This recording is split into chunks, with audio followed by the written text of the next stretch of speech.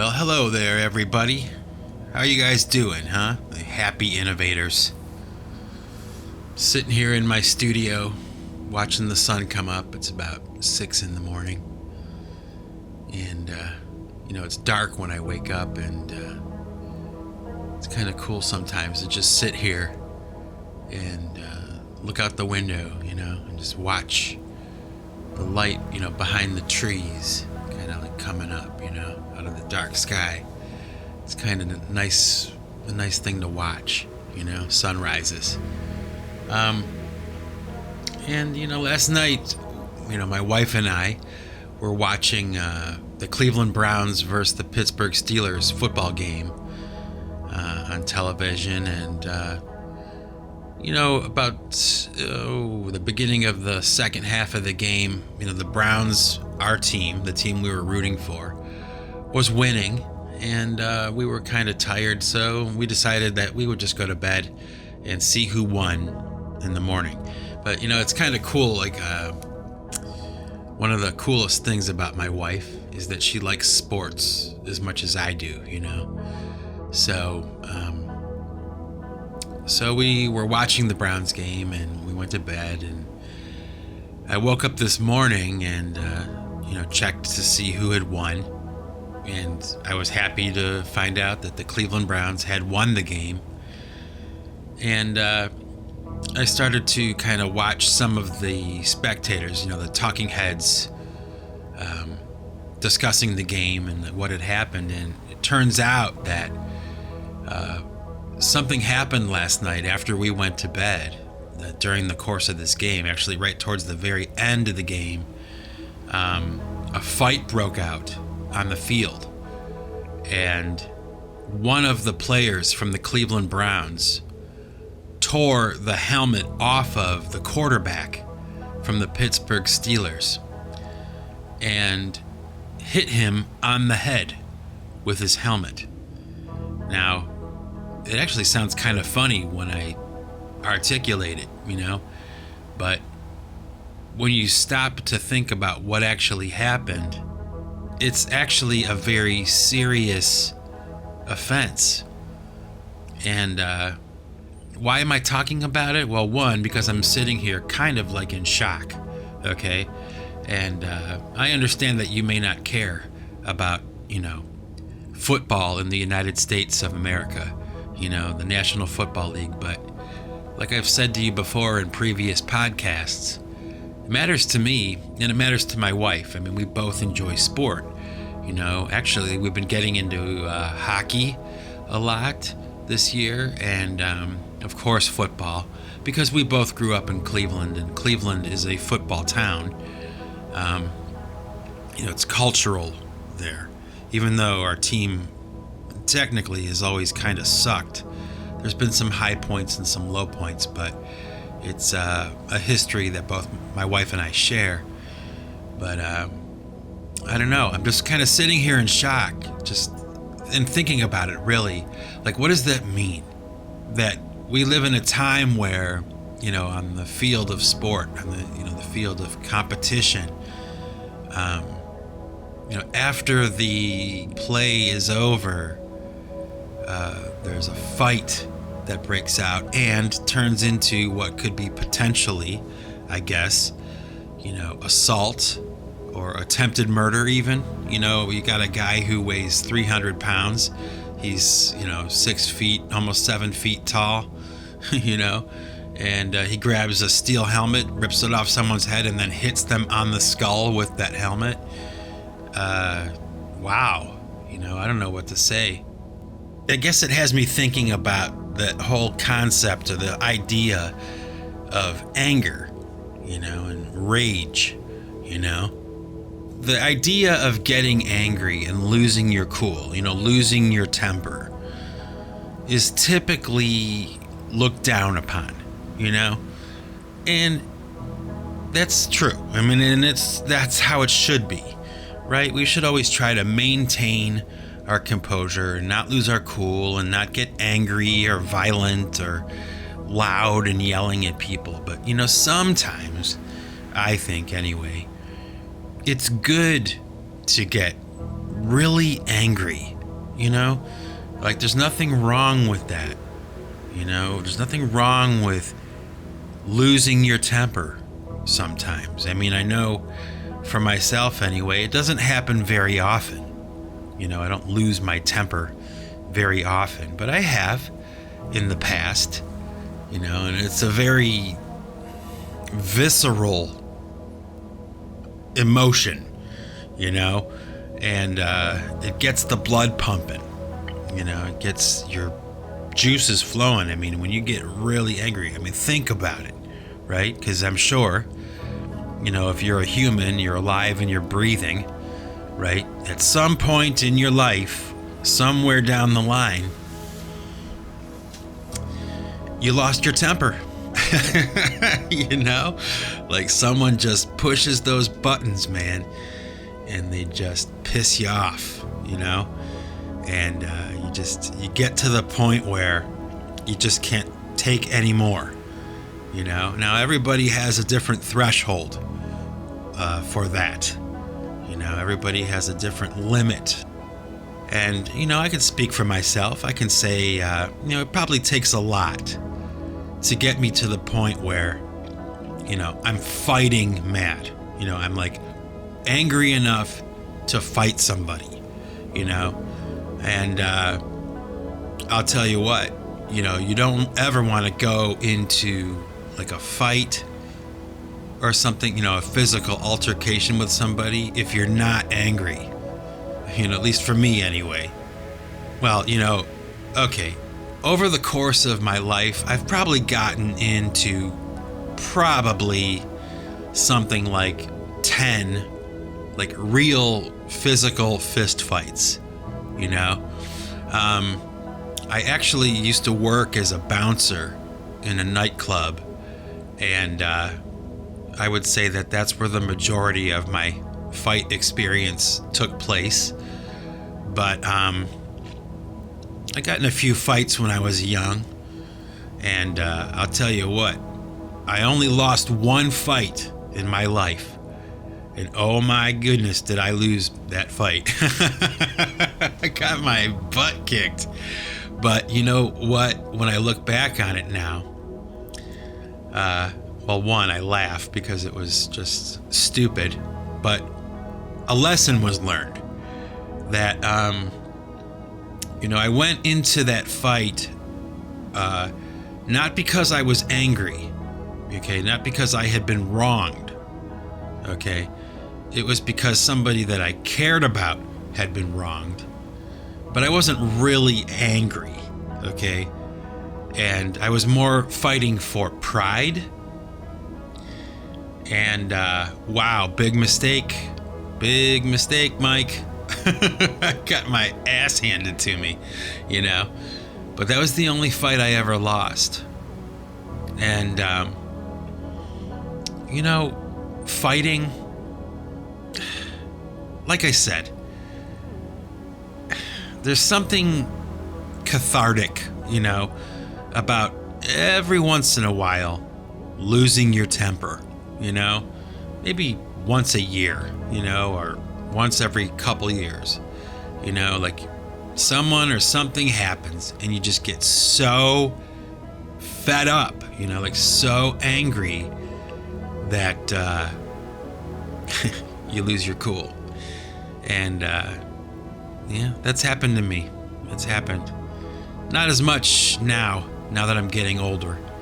And, you know, I guess at this stage in my life, it's like, who really needs any of that crap, you know?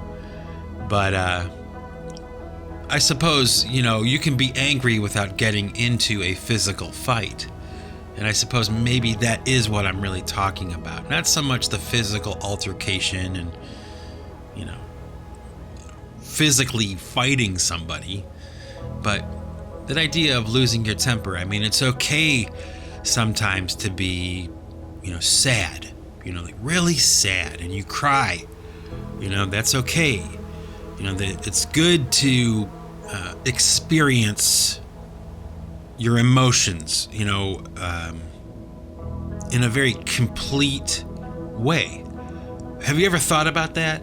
You know, like when you're really happy and you're having fun, Have you ever kind of stopped to think like it's good to be happy and it's good to feel happy, like really happy, and, to pay attention to the ebb and flow of that emotion, I think about it, I do. I think about it mostly when I'm experiencing an emotion completely, thoroughly, and that's not just for anger and happiness. It could be, and sadness too. It could be confusion or embarrassment or,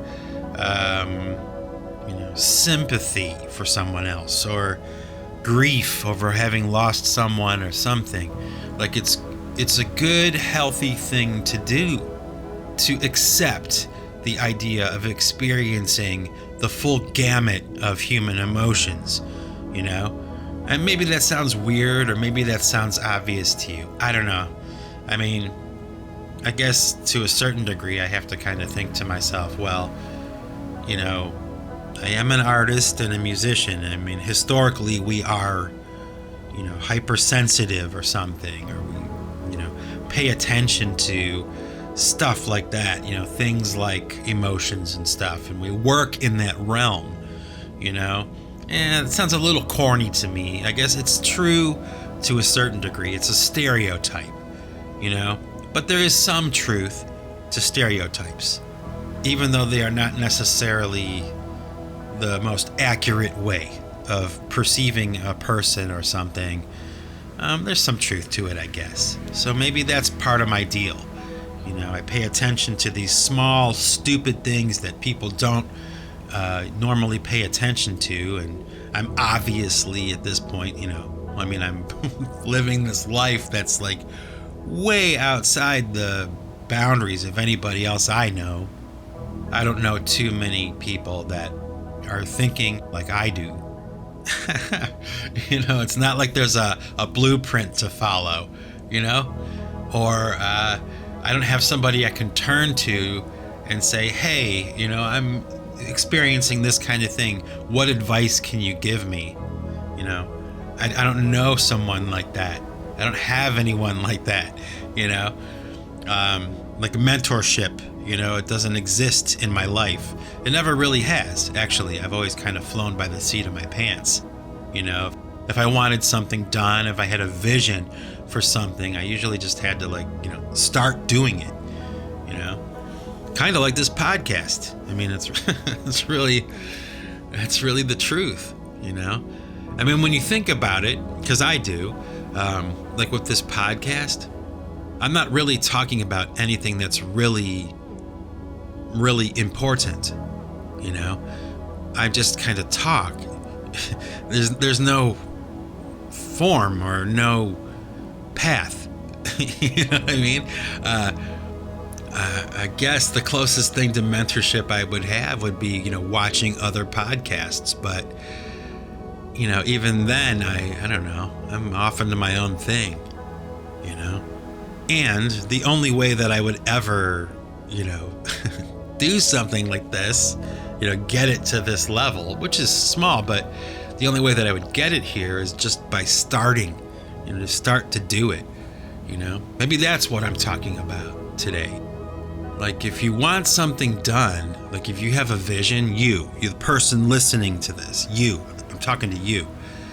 If you have this vision in your mind of something that you want done or a thing you want to do, and we're not just talking bucket list kind of stuff. I'm talking about day-to-day things, maybe a dream you have, something you aspired to in the back of your mind. You don't really tell everybody about it, but in your mind, you kind of think, man, I wish I could do this, or I wish I could do that, or I would like to do this, or I like to do that, right?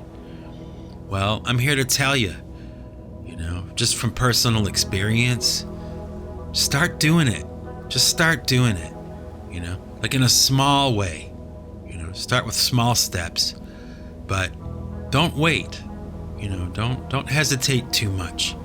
Life is short,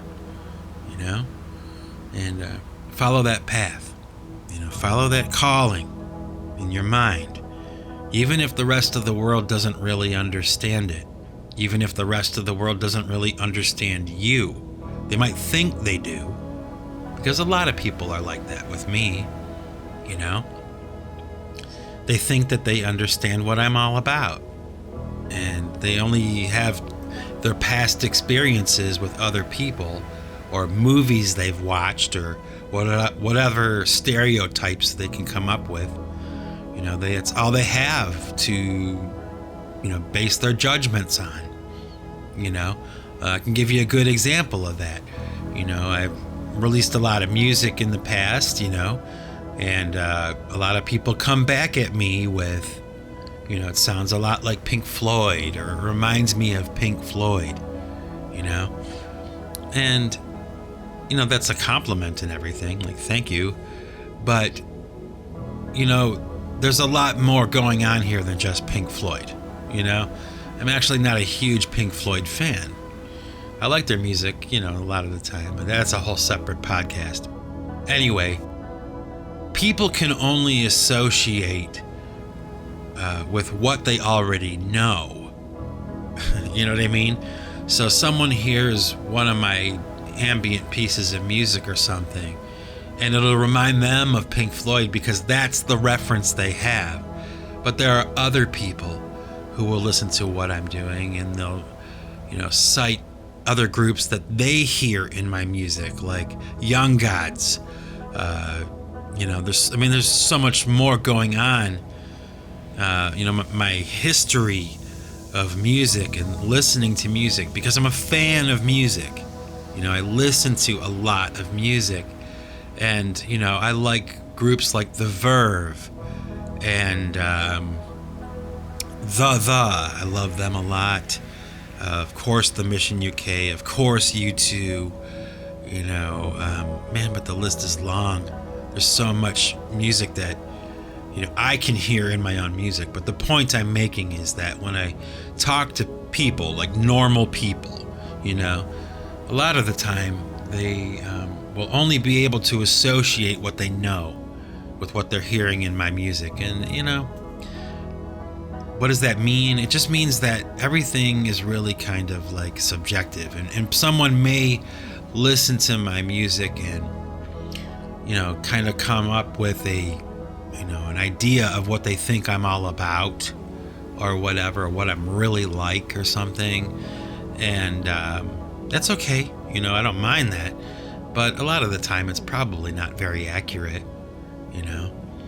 And I would readily admit that, you know, not a rock star, you know, not a super talent, kind of silly, kind of a silly guy, kind of irresponsible maybe, you know, but I'm dedicated, and I'm single-minded, and I try really hard, and I'm self-taught. So that speaks to my personality now, doesn't it? Right? When someone has taken enough interest in something to teach themselves how to do it. And, you know, for all my idiosyncrasies and flaws and, you know, however substandard some of my recordings or works are or whatever compared to, you know, professional trained studio engineers and things like that. Hey, you know what? I taught myself how to do all of it, right? So I can't be too hard on myself. You know, there's something to be said for that. Proud of that, you know. Yeah, just kind of rambling today, aren't I? I am sitting here just just talking, man. Sorry if it's boring the hell out of you. You know, I'm trying my best here to give you something to think about today. My philosophical drop, you know. I suppose it would be fair to say that, you know, I'm guilty of doing the same thing, you know, like when I see other people doing something, you know, I associate what I know, you know, with what they're doing. And I'll give you an example of that once. There was this guy I was watching. A friend of mine actually was interviewing him, And he was a guitar player, or he is a guitar player, who does like acoustic guitar, solo, music. He makes CDs by himself. He makes music by himself, but it's guitar centered.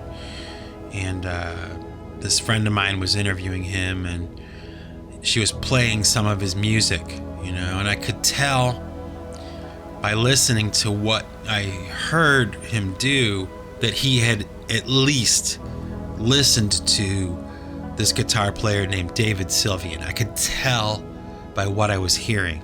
So I asked this guy, because it was like a Facebook kind of thing. I asked this guy in the comment section if he had listened to David Sylvian, and he was like, oh, absolutely, he's a huge influence on me. I thought that was kind of funny. I could tell. I suppose that's kind of cool, My tastes are broad, and I've listened to a lot of music, There's a lot of bad music too. Did you ever notice that? There's really a lot of bad music. Some of it's mine. But, some of it's good too. There's a lot of good music out there, Isn't it great? Isn't it a great experience to listen to a great song? I mean, do you ever think about that when you're listening to something? Like, this song is so good. It just is a great thing, isn't it? To take in something through the ears, a sensory thing that brings joy or happiness to you on the inside. That happens, to think about that. It happens a lot too. In your lifetime and in my lifetime, it's happened a lot. Let's pause for a moment and be thankful for that, huh? That we can hear and listen to things, we can hear voices and sounds, and we can hear great music, I suppose I'll be thinking about that today as I get back to work, because I need to. It's that time of day, folks. It's that time. I gotta get to work. I have so much stuff to do today. Let's see, what do I have to do today? Well, okay. I'm working on 3 songs right now, simultaneously. And all 3 of them are very different. Actually, I've got a story for you. Oh my gosh. This happened just the other day. Okay. I'm in my studio, and what I was doing was something I do from time to time where, I'm working on different songs, and I'll save, to the computer. I'll save in a file the session that I'm working on, as a backup in case I change my mind about something. It's good to do. Redundancy with the digital realm is a necessity. It's very important. I've learned that over time by having lost, whole volumes of work because I didn't back them up properly. So, I'm in my studio backing things up, going through certain things I want to make sure I have a copy of. And, oh my gosh, I was so, I don't know what happened, I really thought I was paying attention.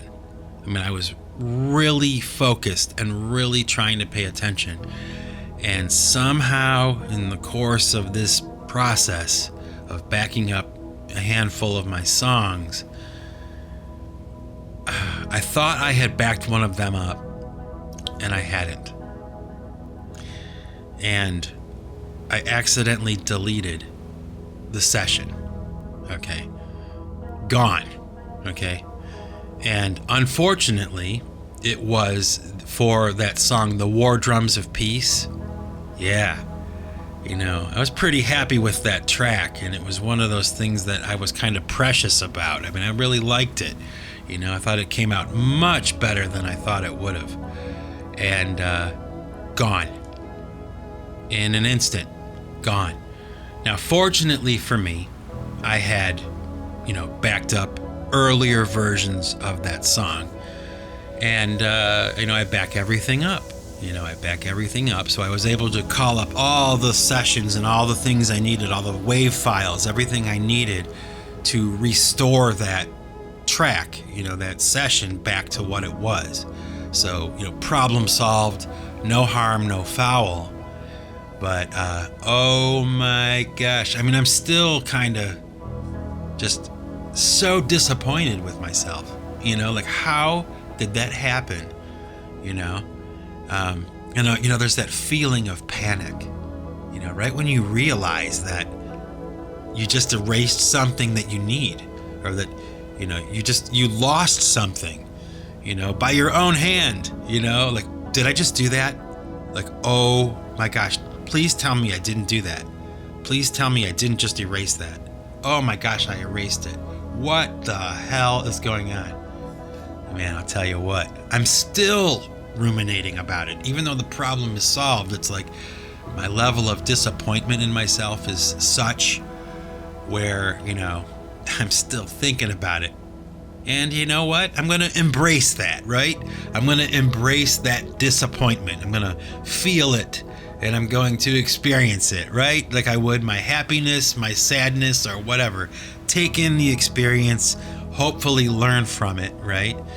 And man, don't make that mistake again. But you know what? I will. I'm a human being. I'm a flawed guy, not perfect. And man, do I really mess up sometimes. And that's all right. It's all right. Because sometimes I really get it right too, right? So hopefully you do too. Anyway, like I said, back to work today, but hey y'all, have a good weekend, have some fun, be safe, and remember folks, if you want to keep what you've got to give it away. Take it easy.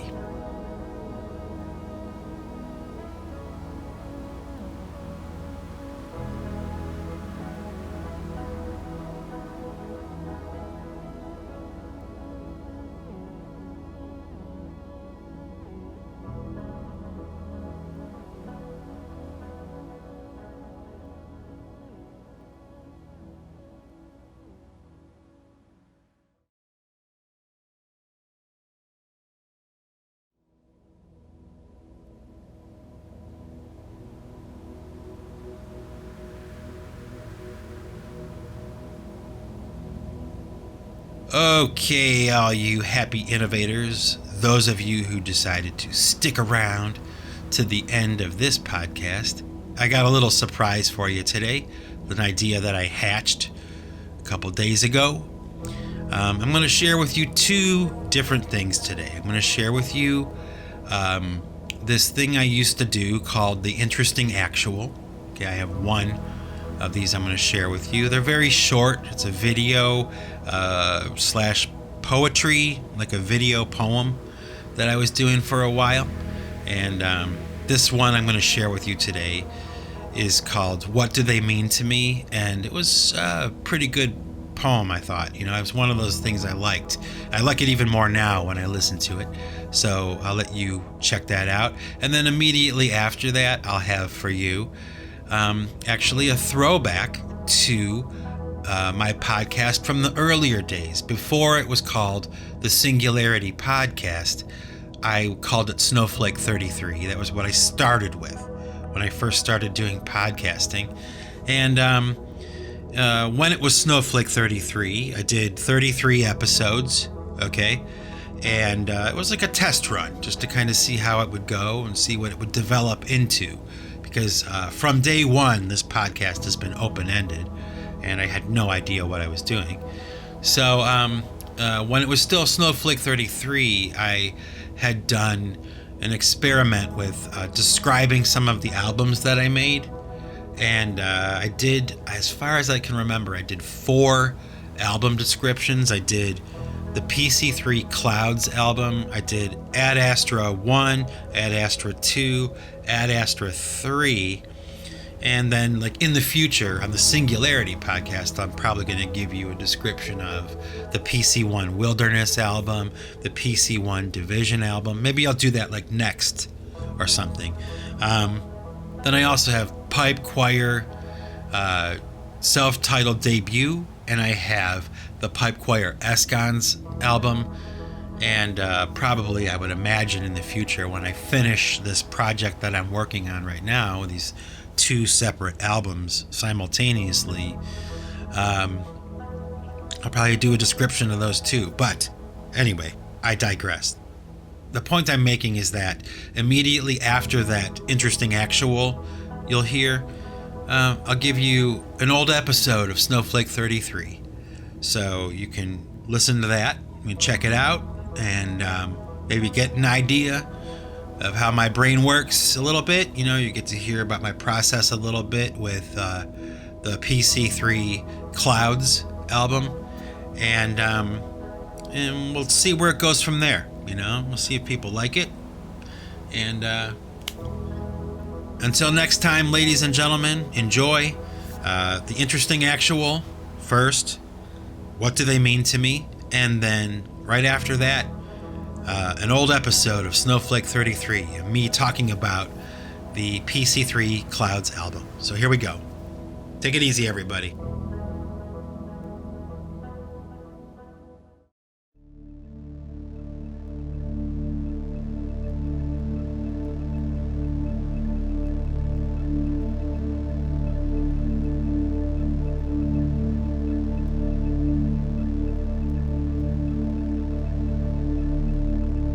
What do they mean to me? Your postures, your luxuries, your slaves, your masters, your clumsy art, your rhyming verse, your easy status, your beckoning chains of clay, your beads and your braided vanity, your allegiance to babbling denials. What do they mean to me?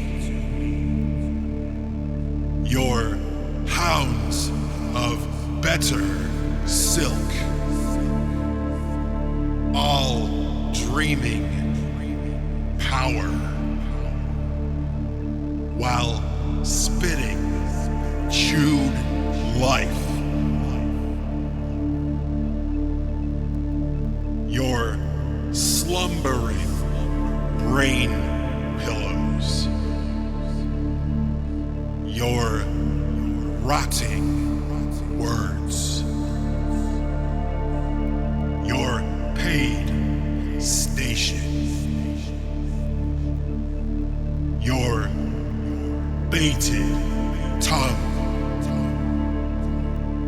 dancing behind your Teflon smile, and your servicing lips. What do they mean to me? Your brushmen and their conceit, swirling in cerulean flesh, their viridian hushed by burning numbers, your cheated wealth, her glimmering charms, your short season of faith, your memory shelf, your silent screams, your groaning under the weight of your secret burdens. What do they mean to me? What do they mean to you?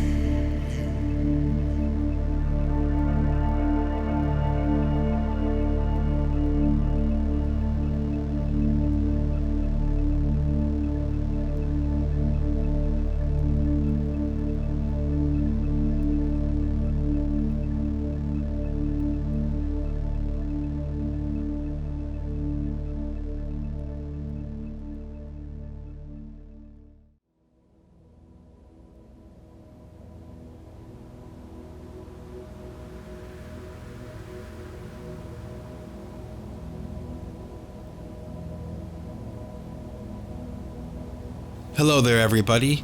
This is Mike Bostwick from Pipe Choir Records, and today I'm going to give you a description of the PC3 CD entitled Clouds.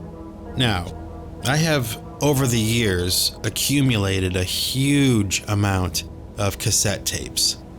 And one day I was going through these cassette tapes just to see what I had and see what was in there, because it had been years since I'd even looked at them.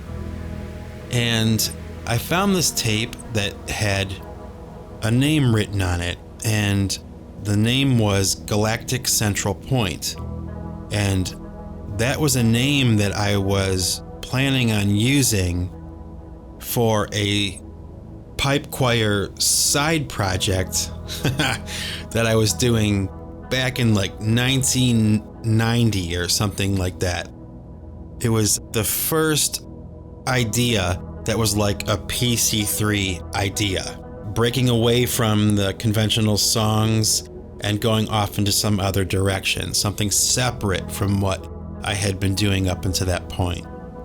So I decided to call it Galactic Central Point. And I think I got the name from like, Nova or something, or National Geographic. They had mentioned that there was this point in outer space that the universe revolved around. And I just thought that concept was like so cool and such a weird and interesting series of words, Galactic Central Point. So that was the name I chose for this side project that I was going to do. Okay, but what's weird is I have this cassette tape, right? And the name is written on the tape, but it's somebody else's handwriting. It's not my handwriting. And when I popped the cassette tape in to listen to it, there were like 4 or 5 tracks on this cassette tape. And what they were just these really simple keyboard lines that I had recorded. There were like 5 of them. And they were all very similar. I could tell that I did them all at once. I pressed play and record on my boombox that I was recording directly into, and just did one idea, waited a little bit, and then started another idea, and then waited a little bit, etc., etc. So it was all done in one breath. But this is like back in 1990 or 91. And I had completely forgotten that I had done that. And I played it for my wife, and I listened to it for maybe like a few days, like just, wow, this is good. I mean, I can't believe it. So I decided that what I was going to do was go back into each one of these ideas on this cassette tape, and I would redo all the ideas. I would kind of like give each one of them a facelift and rethink them and make them complete songs. And I decided what I would also do is make them each about 15 minutes long. I was making a lot of music at that time that was 15 minutes long for a few months. So each track would be 15 minutes long. And it's about the length of time that a cloud would take to go across the sky. That's probably in there too. So that's what I started to do. I started to make the songs from this cassette tape, finished PC3 ideas. It was clear at this point I could get away with doing instrumental music. There was an audience for it. So it just happened to be like kismet. Everything kind of came together. Now, at the same time that this happened, okay,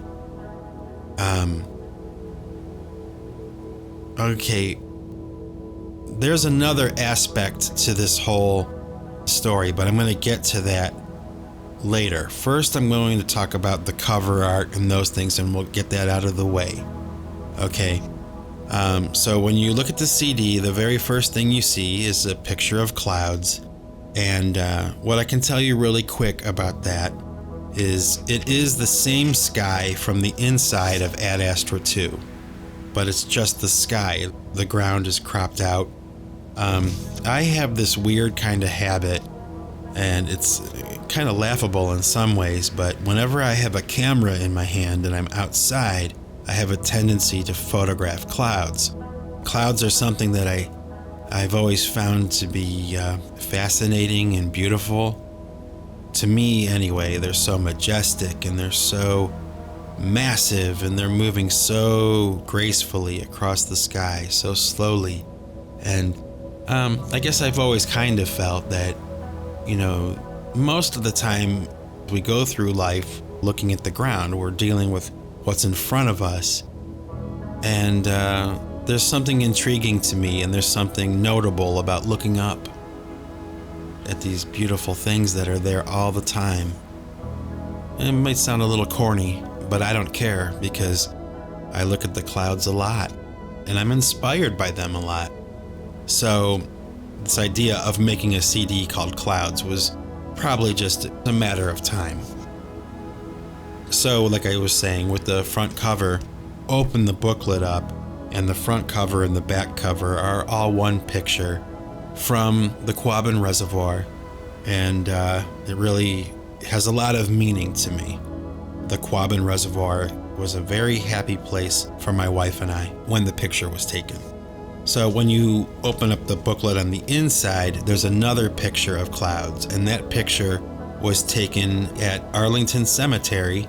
I lived in DC. My wife and I did. We lived there for 1 year.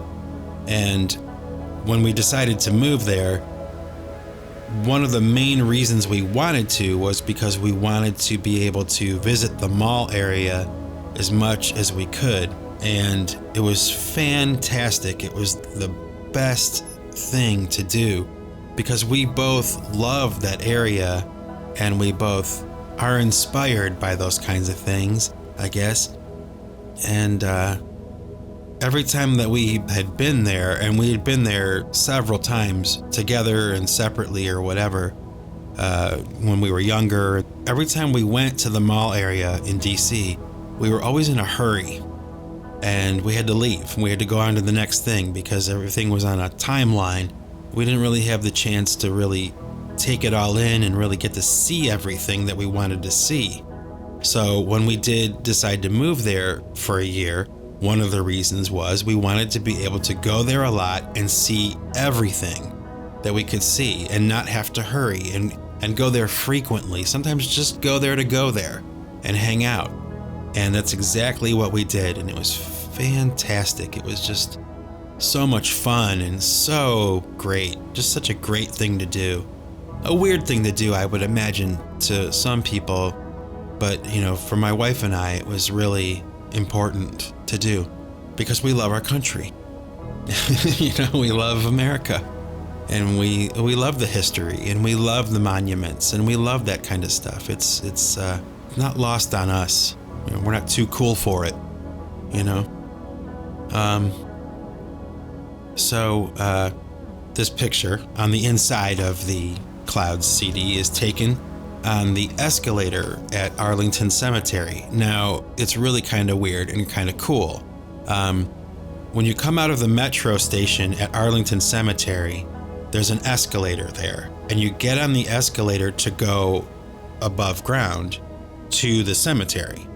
So when you're going up this escalator, it opens to the sky, to the open air. And you can't see the ground from the angle you're at. All you can see is the sky. So I'm going up this escalator one time with the camera in my hand, and of course there's clouds there.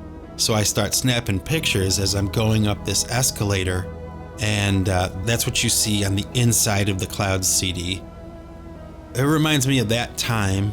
It was really just such a wonderful way to spend your time, was going to the Lincoln Memorial. You know, for no good reason. We grew up in Cleveland, Ohio, so this was not something that we had a lot of opportunity to do when we were growing up. It was just great for us. And that's what I remember when I see that picture. And that's why I chose those two pictures for this CD. What you have on the actual CD disc face is this weird kind of swirl of clouds that I did in Adobe once, back when I was first learning how to use Photoshop. It was like one of the first things I did. I took a picture of, actually, now that I'm looking at it, what it is a picture taken from an airplane. My wife and I were on our way to Pensacola, Florida. We went there more than once. Actually, I think it was taken, This picture on the inside CD tray and the CD itself is taken from an airplane on our way to Pensacola for the turn of the millennium. We went to Pensacola to be on the beach when 1999 turned into 2000. And that's when this picture was taken. And when I got home, I threw it into Adobe, like I have with all the millions of other cloud pictures I've taken. And I just started to play around with it. And when I started to assemble clouds, I found this file. And I thought, it's kind of cool looking, and I'm going to go right ahead and use that too. So there you go, Turn of the Millennium. That's what the CD disc face is, and that's what the tray is behind it. Yeah, that's what that is. See, I forgot about that. Now I remember. That's the good thing about doing these descriptions, is like I said, I forget stuff. And it's a lot of fun to go back and try to remember and be reminded with all this stuff. It's good. Good to do. So, then you take the disc and you flip it over, and you have a picture taken of a single cloud. One little puff of cloud. I thought that was a pretty cool picture when I took it. I still do. I think it was funny. The weird thing about it to me is that, unaware to myself at the time, at least as far as I know, John Lennon and Yoko Ono released an album, the Plastic Ono Band, an album I never owned or had never seen before until recently. But the cover of the album is very similar to the backside of the Clouds CD, and that was not connected, at least as far as I can remember. And I thought that was kind of cool. A blue sky with this little puff of cloud right in the middle of it. Okay, so that's the cover art. Oh, and really quick, I can describe the logo. This album, Clouds, was the first time I used the new PC3 logo, and that logo is cool because the antennas on the side of the logo come from Astra, which is the avatar that I use for Pipe Choir Records. And when I was making the Astra avatar, it was something I wanted to do for a long time, and I finally sat down and put it together. So you look at that little icon, it doesn't look like much, but a lot of time and a lot of thought went into that, and I really got what I wanted out of that little face logo. And when I started to put together Clouds, I decided I would take some elements of the Astra avatar and incorporate them into the PC3 logo. And I'm always playing around with art and things like that. It's something I do a lot. So even just for fun and for no good reason, I'll be, playing around with some kind of idea, and I'll put it aside and maybe I'll use it somewhere down the line. I had made an alternate logo to PC3, And this was one of them. I maybe made 7 or 8 different versions of the logo. And another cool thing I can talk about really quick, and I mention this in the description for Ad Astra 1, is I used to work at a print shop. And the print shop that I worked at was called Carry, Print, and Copy. Okay, Carry, Print, and Copy. And the logo for the place that I worked was CPC. Well, I held on to this business card from where I used to work. And it was probably the best job I've ever had. The boss that I had was hands down the best boss that I've ever had. I loved him, almost like a father. And I got to work with my best friend at the time, so it was just him and I working there. We were the only 2 employees. And my boss and his wife were just very good to me. And they were very good to my buddy too. And it was a happy place to work. And at the time that Clouds came out, I was notified that my former boss had passed away. And that made me very sad. I hadn't seen him in a long time or talked to him in a long time, and I felt really bad when he died.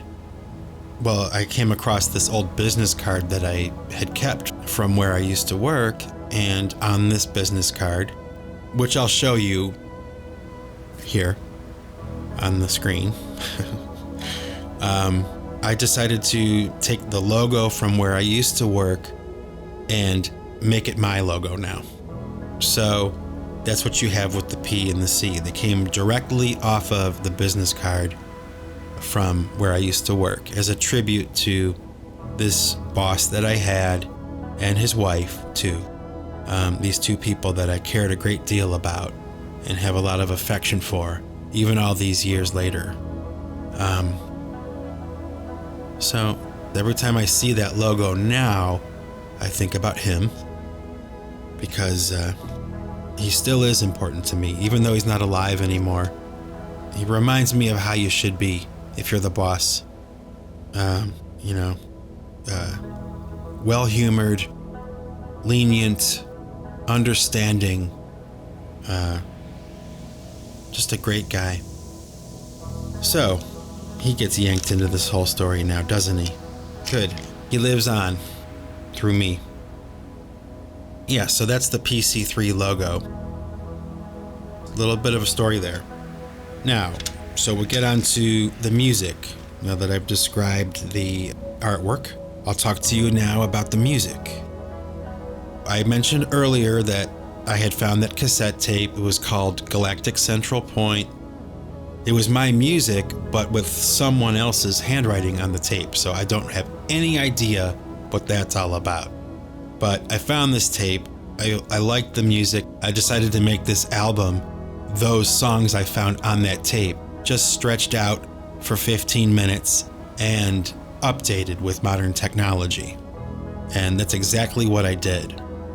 Now, at the same time that I started to record this album, I started to have very serious health issues. Unforeseen, unexpected. All of a sudden, I'm thrust into this. Okay? And the prognosis was bad. And without getting into too much detail, I'll just say that it was very bad for both me and my wife. And this cloud, it's true, this cloud of sadness came over our house, and we couldn't sleep and we couldn't eat. It was like, we're not old. I mean, we're not young kids, but we're not old yet. And all of a sudden, this guy, me, who seems to be perfectly healthy, is all of a sudden not. And my wife and I were now having these conversations about what if? How will we deal with this, And it was horrible. The feeling of fear and sadness was palpable. And this is all happening right at the same time I'm starting this process of recording this music. One of the hardest things that I've ever had to do was record this music while being consumed by this fear and this worry.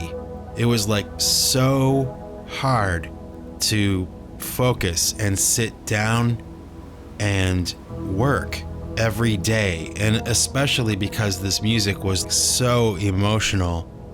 And it probably sounds funny now. I mean, it is to me even a little bit, but it was so difficult. I can't stress that enough. It was really something else. I wouldn't wish it on anyone. Anyway, I decided that I would refer to each song as a cloud. So the first piece of music is cloud number 1. And maybe I'll play you a little clip of that demo version of cloud number 1 right here.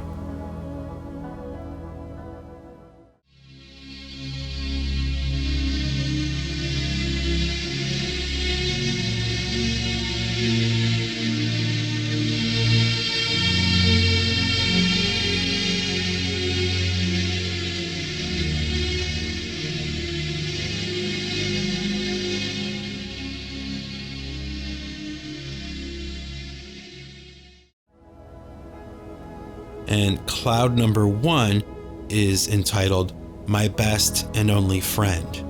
And that song is a direct communication from me to my wife, I guess kind of informed by this extreme sadness and fear that she was going to be left alone and that I was going to leave her.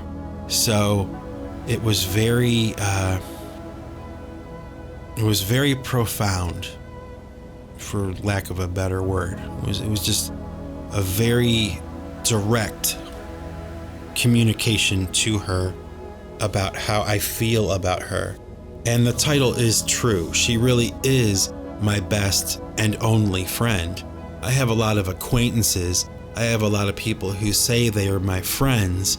And I've had a lot of people who've said they were my friends and they absolutely were not. But she's the only one that has stuck by me through everything. When I was smart, when I was stupid, when I was successful, when I failed, she was there for everything. And now I was seriously looking down the barrel of my mortality, and at least it seemed that way. And she was too, and it was horrible. It was horrible. So that's my best and only friend. It's for her. She's cloud number 1. So that's that. So then as cloud number 1, my best and only friend rolls by, then we go to cloud number 2. And cloud number 2 is entitled Where the River Bends. And I think I'll go right ahead and play you a clip of cloud number 2, the demo version, right here.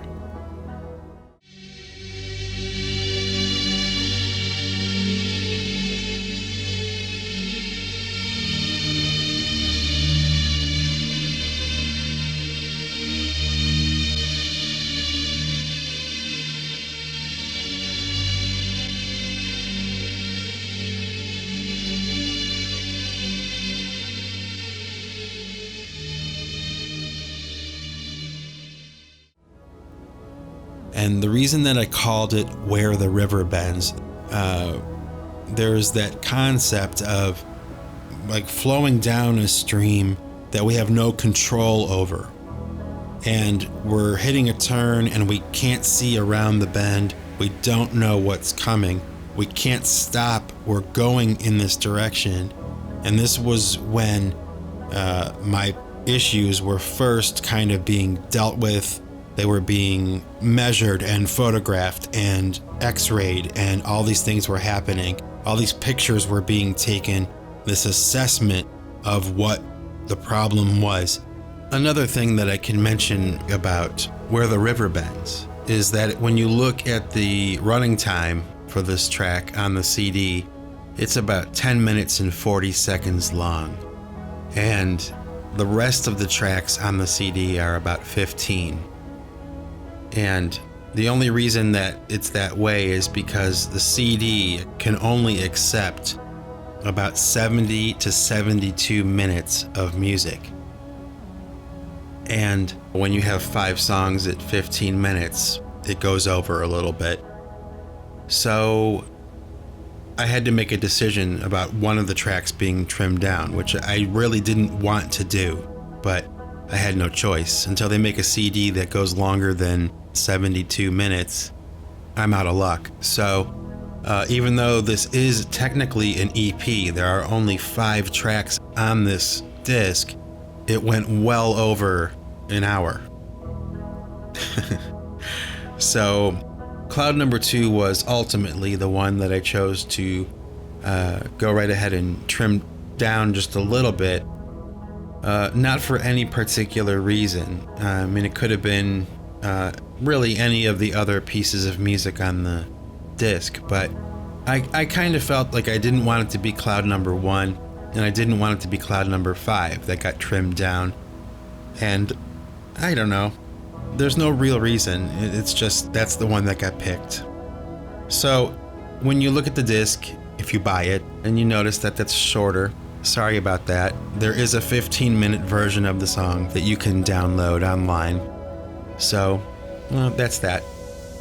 Sorry about that. Anyway, so Cloud number 2 floats by, and we have Cloud number 3, which is entitled Only God Decides. And I'll go right ahead and I'll play you a small section of Cloud number 3 right here.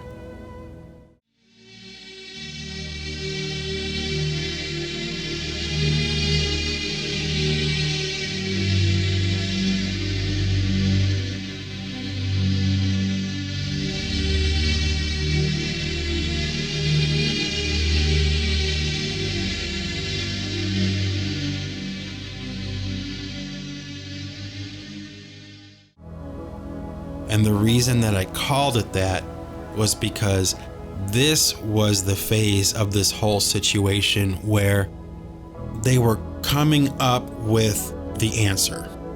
The initial prognosis had been made, the photographs and the x-rays had been taken. Now they were coming to the conclusion, and this was when that process started. So I was in this situation where only God would decide what was going to happen. It was going to be in God's hands. And it was. So Cloud number 3, Only God Decides, rolls by. Cloud number 4 comes along. And I think I'll play you a little section of Cloud number 4, the cassette tape version that I talked about right here.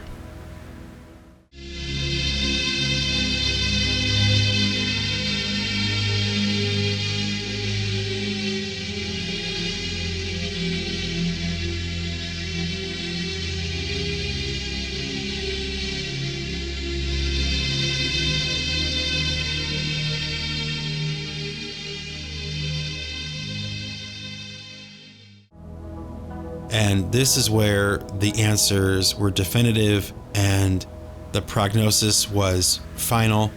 I was going to be okay.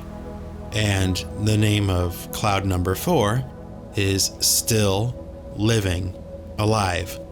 3 very important words to me at that time. Still living alive. I think that's self-explanatory. I don't think I need to go into too much more about that. And so Cloud number 4 rolls by, and then you have Cloud number 5. Now, Cloud number 5 was not on the cassette tape that I found. It was, however, a cassette tape from a session a long time ago. If it wasn't the last paid recording session that I did before I started to record myself at home, it was one of the last. So I'll go right ahead and play you a little clip of that cassette tape version of it right here.